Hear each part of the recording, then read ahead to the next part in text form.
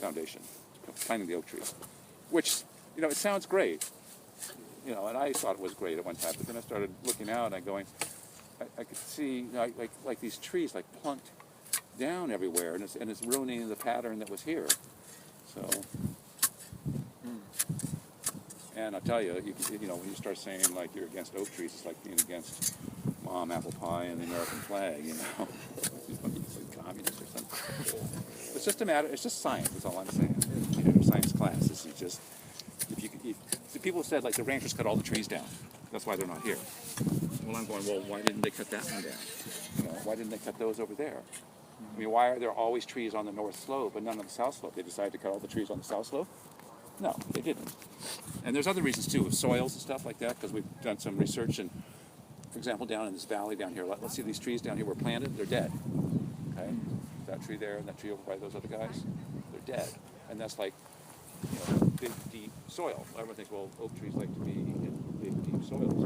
The problem is this soil here is called a lodo clay. And the Department of Agriculture has a big chart of a map of all the soils in this area for farmers, so that farmers know what to grow. And lodo clay, it says hardwoods, which is most trees and fruit trees stuff, could only root down 24 inches.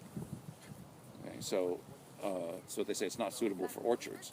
Whereas in Danville, the kind of clay there, hardwoods will root down 72 inches. So what happens if you have a tree that can only root down 24 inches and your soil's 6 feet deep and the water table drops down to 5 feet in September? It's going to die because it can't get it, even though the water's there, it can't get its roots down through this kind of clay. Whereas in Danville, when the water table drops to 5 feet, it can get its roots down to 5 feet because it's a different kind of soil. So that's one of the reasons why these oaks here, all those oaks on that hill and over on that hill, if you took that shovel, you would find the rock down like 8 inches.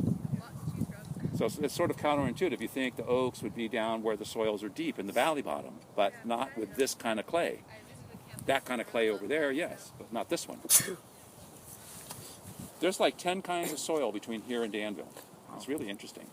I had no idea there was so much behind all this. You don't. That's what I'm saying. And I didn't know. I just started looking around on the internet and stuff and said, I said, why are those trees dying down there? They grew and then they die. Well, you get a drought year and they can't. The soils are so dense they can't get the roots down to the water.